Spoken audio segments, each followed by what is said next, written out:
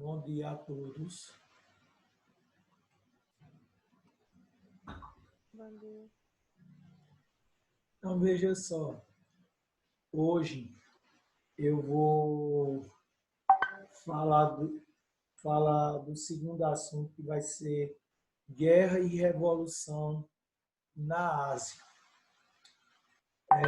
Vou explicar através dos slides sobre China e Coreia. Veja só, nessa primeira aula. Na segunda aula, eu vou corrigir a atividade. Eu vou tirar 15 minutos, no máximo estourando 15 minutos, para corrigir a atividade e vou passar uma atividade de classe para vocês. Eu vou colocar lá no Google Classroom, tá entendendo? E a atividade de casa também eu vou colocar para vocês lá no Google Classroom. Eu vou colocar aqui. Então, veja só. Eu vou colocar o slide para vocês, eu vou iniciar falando sobre a China e a Coreia. Então, a gente vai ver o que ocorreu na Ásia pós-Guerra Fria. Então, nós vamos ver esses assuntos, ok? Então, veja só, vou colocar o slide aqui para vocês.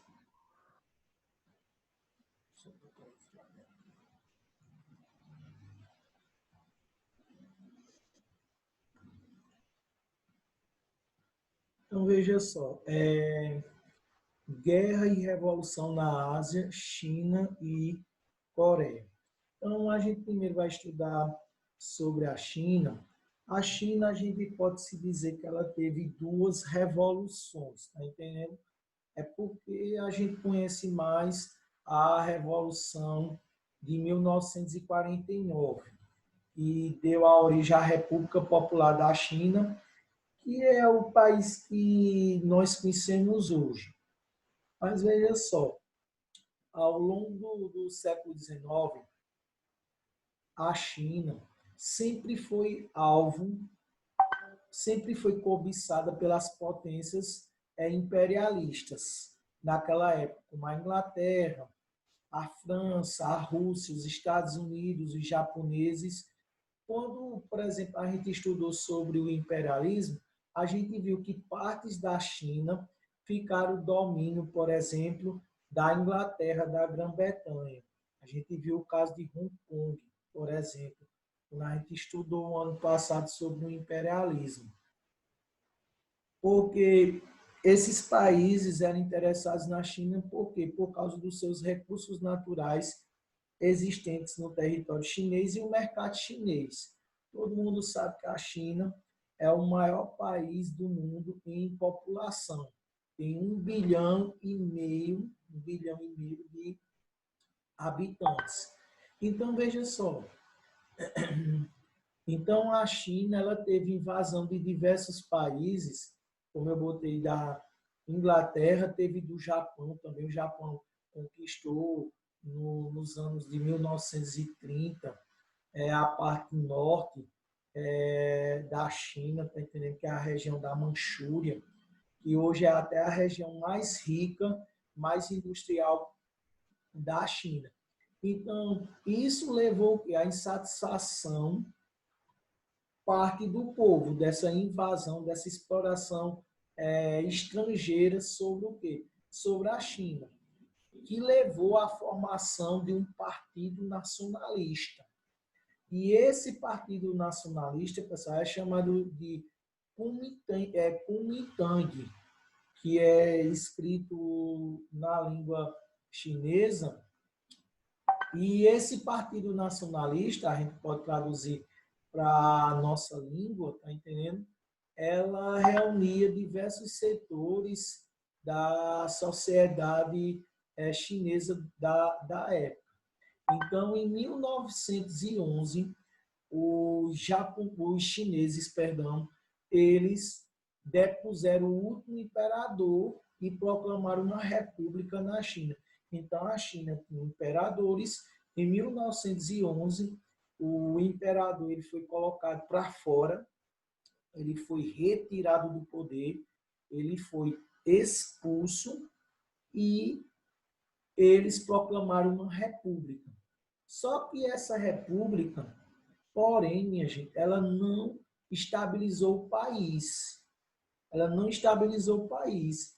Houve confrontos, houve protestos em relação ao quê?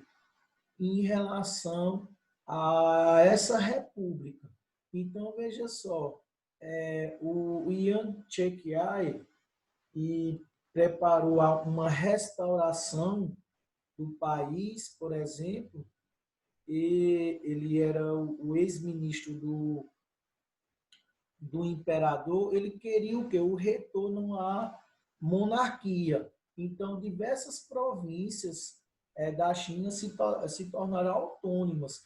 Então, houve o quê? Houve um conflito entre os republicanos e os monarquistas. E nesse contexto, minha gente, passa-se o quê? A Primeira Guerra Mundial. Após a Primeira Guerra Mundial, é fundado na China o Partido Comunista Chinês, o PCC chinês. E tendo um dos líderes, em 1921, e tendo um dos líderes, o Mao Tse-tung. Então, o Mao Tse-tung, ele era um dos líderes desse partido. E esse partido, ele agregava diversos intelectuais, estudantes, trabalhadores urbanos e rurais. E veja só, e eles tiveram o apoio, passaram a ter apoio da União Soviética a partir de 1923. Então, 2 anos depois da fundação do partido, eles passaram a ter o apoio da União Soviética. Então, a União Soviética passou a ajudar, tá entendendo? Na ideologia, na estrutura, tá entendendo? Então, veja só. Então, essas províncias que eram, eu posso dizer assim, feudos independentes, a gente pode se dizer, eles o quê? Formaram o quê? Diversos o quê? Sindicatos, milícias de operários e de camponeses. São formados por quê? Por várias partes do território chinês, aonde os seus líderes combatiam os grandes proprietários e os chefes militares, que eram conhecidos como senhores das guerras. Então, veja só, então essa polarização política e ideológica, minha gente, que ocorreu na Guerra Fria, ela também se manifestou na China. Então, veja só, no mapa a seguir, minha gente, tá aqui, ó, vocês estão vendo, ó, no mapa a seguir, aqui a China, tá entendendo? Onde a gente vai ver aqui a Revolução Chinesa. Então, esse mapa, 1945, essa região aqui foi tomada pelo Japão, por exemplo.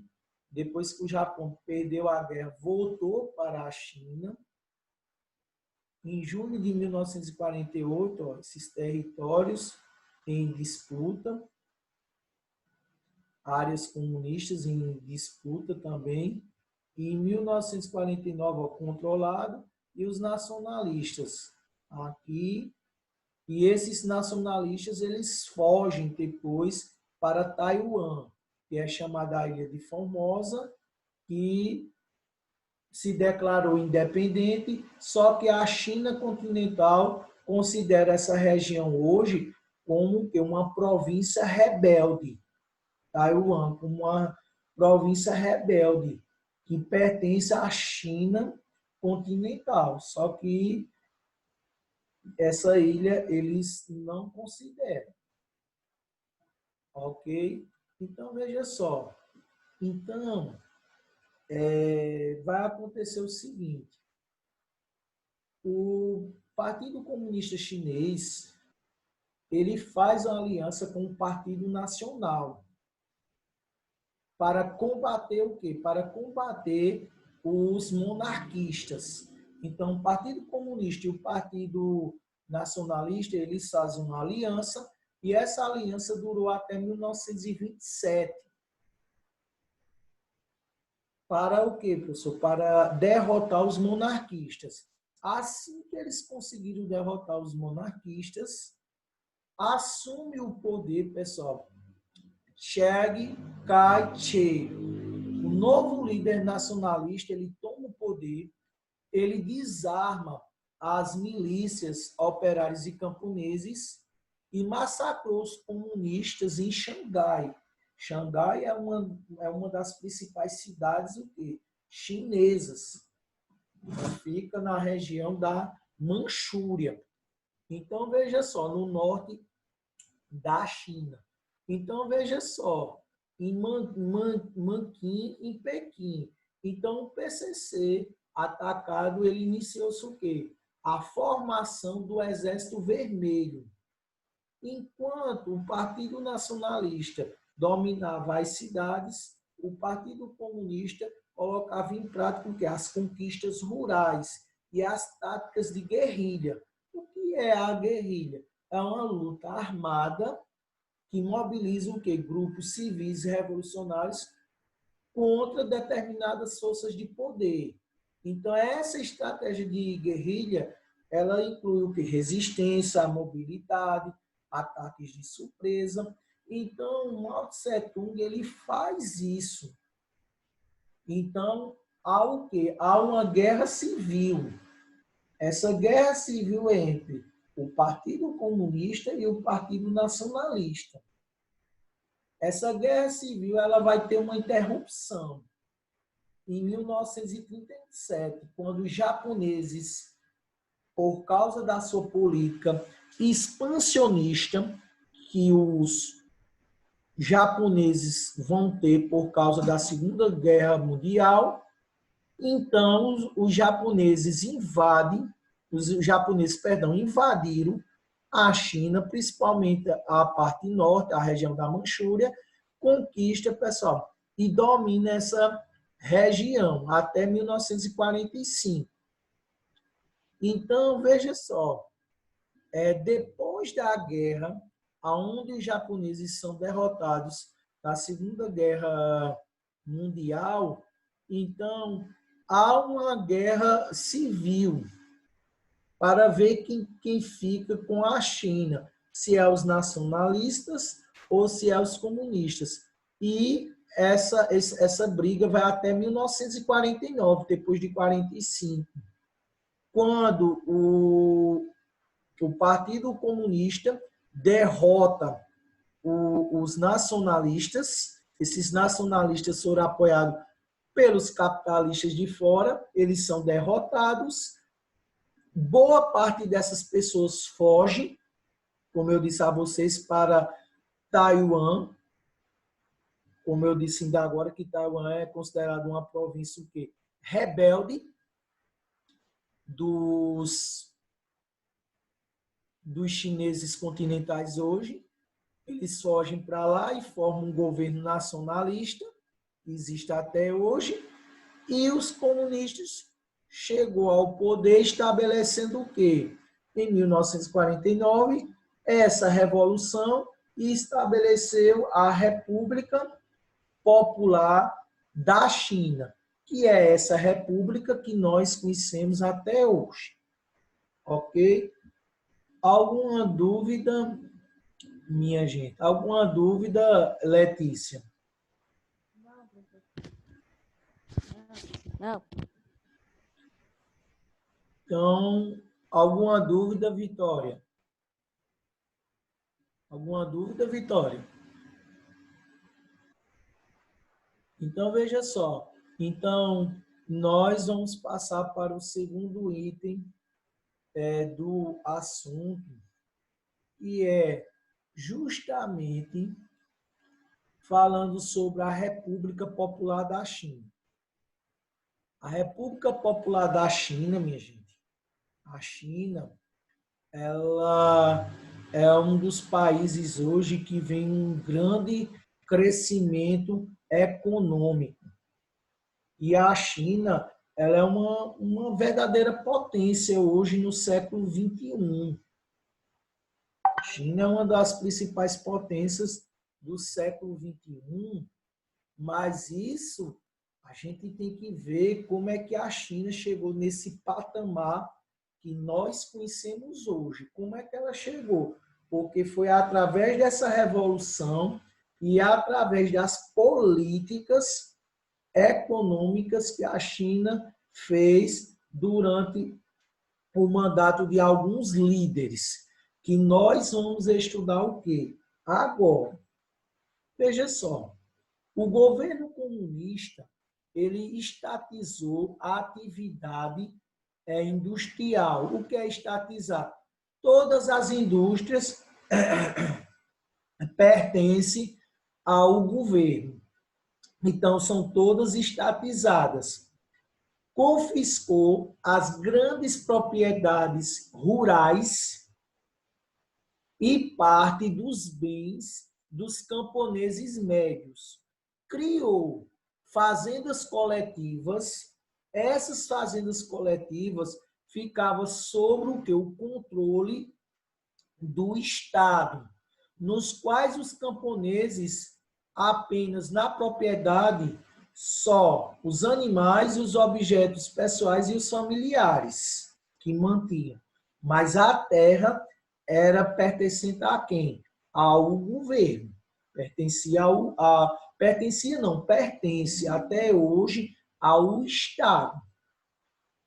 Então, veja só, em 1958, a fim de incrementar a produção, eles criaram as cooperativas rurais e novas indústrias.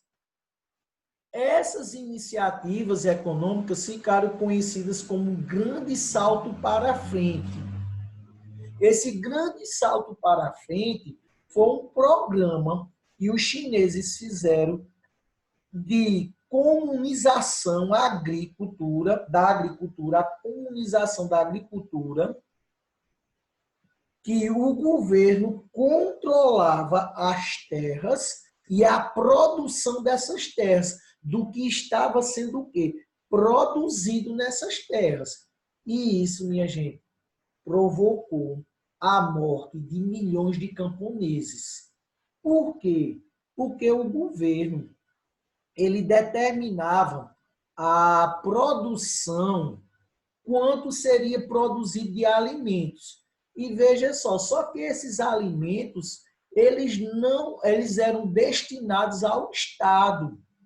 E o Estado passava para a população.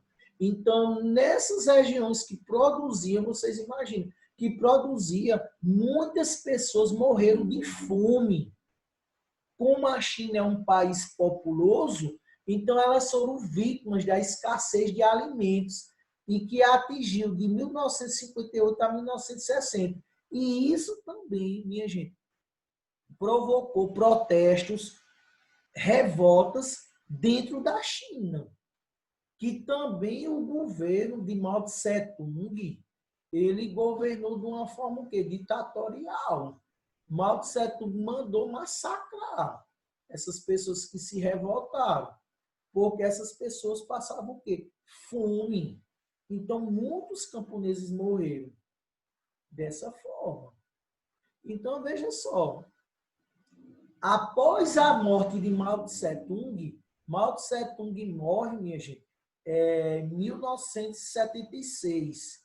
Então, o regime socialista na China, ele sofreu profundas mudanças por causa do seu novo dirigente, do seu novo presidente. Esse novo presidente, pessoal, o Deng Xiaoping, pessoal, ele assume com outras ideias na questão da produção, na questão da economia, diferente que Mao Tse-tung tinha. É nesse momento também da história que os chineses eles rompem com a União Soviética. Eles rompem com a União Soviética em relação assim, da União Soviética está controlando a China como controlava os países do leste europeu, como acontecia no leste europeu. Então, a China corta com a União Soviética esse controle. E a própria China, ela governa sem ter o quê? Sem ter como eu posso dizer, orientação da União Soviética. Então, veja só. O Deng Xiaoping assume introduz um programa de reformas econômicas de inspiração capitalista, mas ele preserva o domínio do Partido Comunista no país. É o único partido que existe na China até hoje. Então, ele faz novas leis, autoriza, pessoal, a instalação, por exemplo, de multinacionais dentro da China a partir dos anos da década de 1980, restabelece a propriedade privada, então algumas pessoas vão ter essa propriedade privada. Então, veja só, então o Estado, ele mantém o controle dos salários, é o Estado que determina, dos preços dos produtos, o valor da moeda, a imprensa, a vida política do país. Então, esse sistema que Deng Xiaoping ele criou, que outros líderes pós Deng Xiaoping morre em 2003. Outros líderes que assumem depois de Deng Xiaoping, assumem 2 depois dele, para esse que está agora, eles mantêm a mesma política. Então, essa política se mantém até hoje. Então, aqui, por exemplo, a gente tem Xangai, pessoal, que é uma das principais cidades chinesas. Aqui está a bandeira da China, com bandeira vermelha, uma estrela maior e 5 estrelas ao redor. Tá entendendo? Adotada essa bandeira pós a Revolução Socialista de 1949. E aqui, pessoal, a gente está vendo os prédios das empresas multinacionais que estão em Xangai. Alguma dúvida, Gabriela? Alguma pergunta sobre aqui a República Popular da China? Alguma pergunta? Não, professor. Obrigada. Alguma pergunta, Davidson, sobre a República Popular da China? Alguma pergunta? Não. Então, veja só. Aí agora a gente vai falar sobre a Coreia. A gente vai ver a guerra da Coreia. Tá entendendo? A gente vai ver como é que foi a guerra e a divisão da Coreia. Como eu disse, essa primeira aula eu vou dar esse assunto. Na segunda aula, minha gente, eu vou fazer a correção, vou tirar de 10 a 15 minutos da segunda aula para a gente fazer a correção das atividades passadas e eu vou passar uma atividade para vocês de classe. O resto do outro tempo a gente tira pelo WhatsApp, tá entendendo as dúvidas que você tem, pelo exercício, e eu vou passar uma de casa e vou colocar lá no Google Class, ok? Então, veja só. A guerra e a divisão da Coreia. Veja só. A Península da Coreia, ela fica no extremo Oriente Asiático. Até antes da Primeira Guerra Mundial, a Coreia era uma só. Coreia era uma só. Então, veja só. Após a Segunda Guerra Mundial, a Coreia ela foi dividida. Então, nós vamos ver a divisão da Coreia. Por isso que hoje ainda tem o que? A Coreia do Norte, com a ideologia socialista. A gente sabe que é uma ditadura de uma família, a ditadura dos Kim, que está no poder. Que está no poder é o Kim Jong-un, neto do que fez a revolução lá. E a parte sul, que é capitalista, a Coreia do Sul. Que a Coreia do Sul tenta, de todas as formas, unir a Coreia em uma só, a Península da Coreia. Então, veja só. Em agosto de 1945, o Japão foi derrotado. Aquelas 2 bombas atômicas que os Estados Unidos jogou derrotou o Japão. Então, o Japão se rendeu e assinou um tratado de paz. Só que a Coreia já era ocupada pelos japoneses desde 1910. Então, ela foi libertada e ela foi dividida. Por que ela foi dividida? Veja só. A ideologia da Guerra Fria estava os dois países que venceram a guerra. Os Estados Unidos com a ideologia capitalista e a União Soviética com a ideologia socialista. Então, veja só, em 1948, houve uma eleição para ver se resolvia o problema da Coreia. Mas só que essa eleição livre, essas eleições livres, elas foram um verdadeiro o quê? Fracasso. E agravou ainda mais a questão da divisão dos dois lados. Então, a União Soviética influenciava a parte norte, dava o suporte à parte norte, e os Estados Unidos influenciavam a parte sul. Então, veja só. Então, em 1950, houve, minha gente, um confronto entre as duas partes. Então, houve as hostilidades, e essas hostilidades, esses xingamentos que eles faziam mutuamente, se transformaram numa guerra aberta em junho de 1950, aonde, minha gente, as forças do norte invadiram o sul. Então, a União Soviética declarou apoio a essas tropas, já vinham que ajudando, e a ONU, recém-criada, através pessoal da OTAN, enviou tropas dos Estados Unidos no sul, para deter o quê? As forças do norte. E veja só, e essas forças deteve o quê? A força.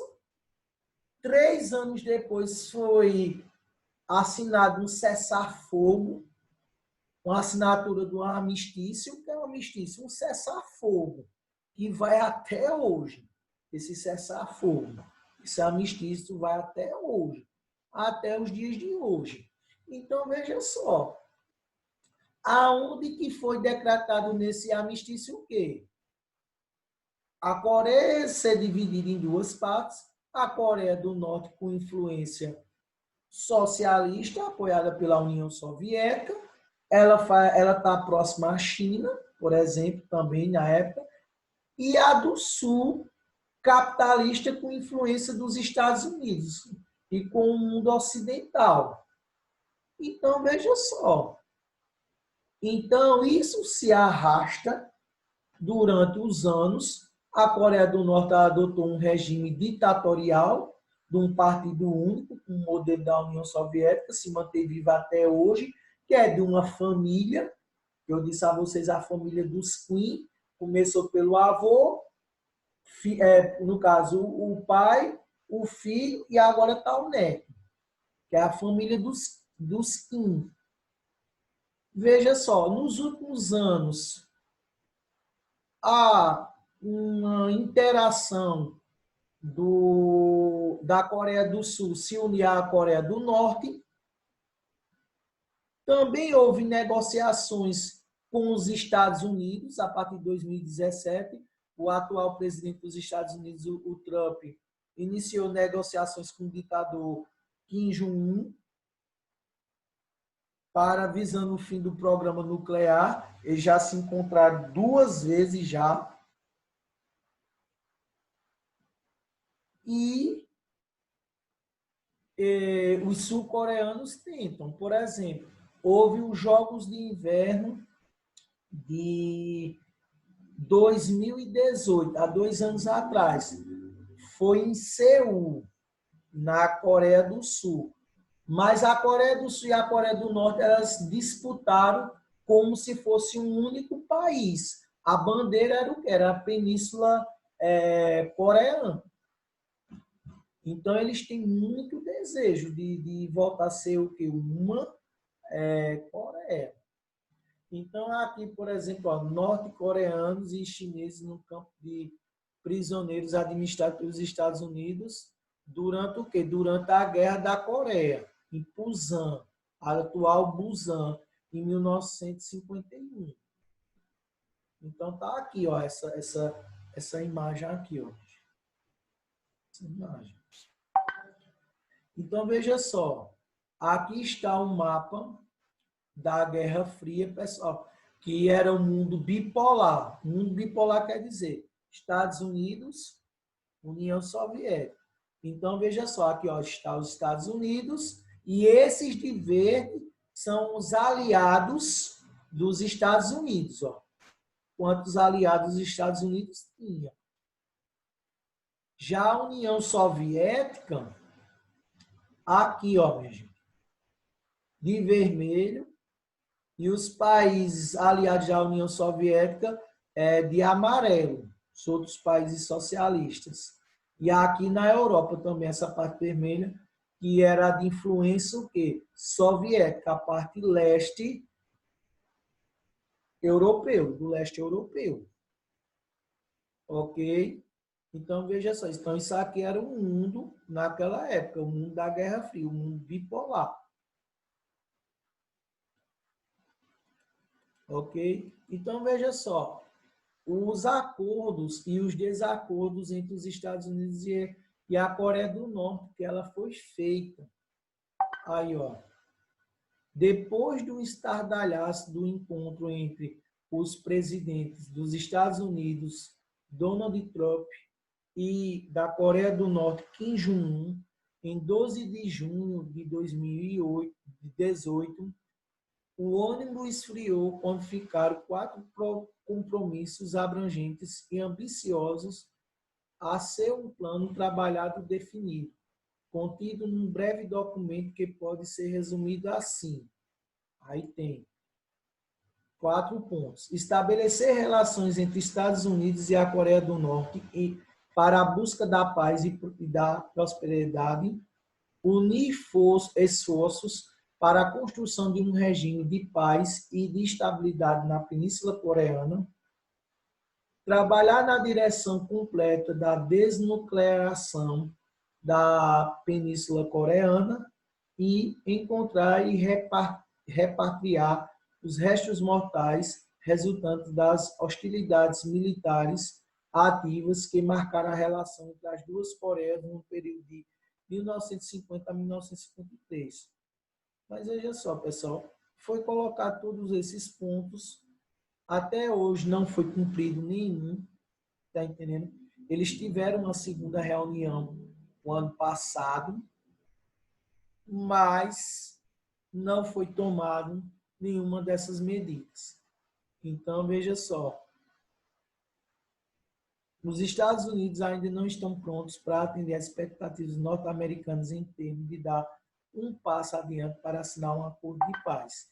Então, veja só, pessoal, então aí, para vocês saberem o que está acontecendo hoje. Então, hoje está acontecendo isso.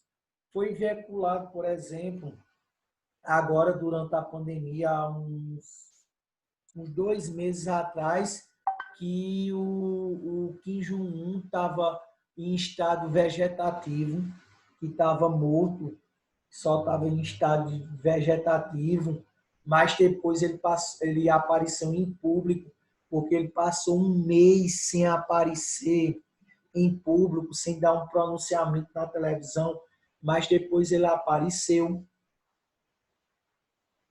Então, veja só, então tem especulações sobre a Coreia do Norte. E os Estados Unidos é um dos principais responsáveis de querer o quê? De retirar aquele ditador e de unir o quê? As duas partes de uma Coreia só, para que a Coreia do Sul influencie o que? A Coreia do Norte. Ok? Alguma dúvida, Matheus, sobre essa parte aqui? Alguma pergunta? Não. Alguma pergunta, Rayane? Não. Então, veja só. Então, esse é o segundo tema sobre o que a gente estudou já, que é a China e a Coreia. Então, nós vimos hoje, minha gente, a Revolução Chinesa. A gente viu 2 revoluções chinesas mas é a de 1949, que coloca a República Popular da China, a Revolução Socialista Chinesa de 1949, que criou a República Popular da China, que nós conhecemos hoje como uma economia de quê, pessoal? De mercado, porque a China hoje, ela é o quê? Ela é um estado híbrido. Ela tem elementos socialistas na política, na cultura, mas na economia ela tem elementos o quê?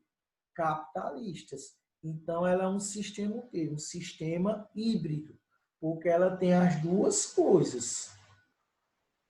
Ela tem as duas coisas. Então a gente viu isso com o controle do Partido Comunista.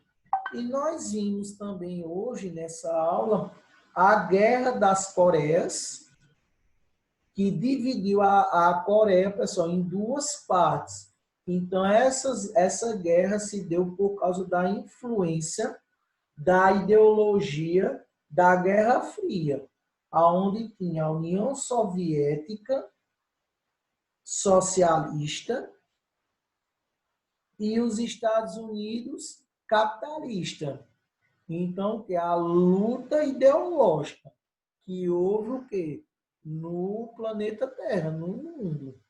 Então, na Ásia, ela acarretou aí na Coreia, que houve essa divisão, e essa divisão nós conhecemos até hoje, que ainda continua a Península Coreana, ainda continua o quê? Dividida. Mas o sonho, principalmente dos sul-coreanos, é unir a parte norte e acabar, minha gente, com aquela ditadura. É um sonho deles, ok? Eu queria que vocês colocassem no chat, pessoal, o nome de vocês e a série de vocês, que é a chamada. Então, vocês colocam aí no chat, por favor. E falta 2 minutos para acabar a aula, então vocês coloquem. Eu vou botar a presença de vocês, ok? Veja só. Alguma pergunta, minha gente? Alguma dúvida sobre esse assunto de hoje? Alguma dúvida? Professor, Diga. qual é a forma de governo que tem na Coreia do Sul? Porque na Coreia do Norte é ditadura, né? Na Coreia do Sul é uma república. É uma república. Uma república aos moldes do mundo ocidental, parecida com a da gente. Tem lá o presidente, tá entendendo? É um sistema presidencialista. Só que lá é muito desenvolvido. Tem o presidente, tem um congresso, um congresso que tem deputados e senadores, é bem parecido com o sistema da gente, com o sistema dos Estados Unidos e com o sistema da gente. É um sistema é uma república presidencialista, igual aos Estados Unidos, igual a gente. Ok? Aonde que tem eleições de 4 em 4 anos, tá entendendo? Tem reeleição. É bem parecido. Ok? Então, é um sistema o quê? Democrático, tá entendendo? Então, a república presidencialista é um sistema o quê? Democrático. Mais alguma dúvida, minha gente? Alguma pergunta? Alguma pergunta, minha gente? E eles são aliados dos Estados Unidos. A Coreia do Sul até hoje. São aliados aos Estados Unidos. Alguma dúvida, minha gente? Alguma pergunta?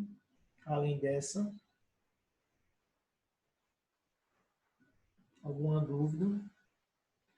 Então, veja só, tá? Falta aqui alguns segundos para acabar essa aula. Quando acabar, minha gente, quando a gente voltar, vou fazer a correção das atividades da semana passada. Eu vou tirar de 10 a 15 minutos. Quando eu terminar, eu vou passar a atividade de casa e de classe. A de classe vocês vão responder. No horário a gente fica no WhatsApp.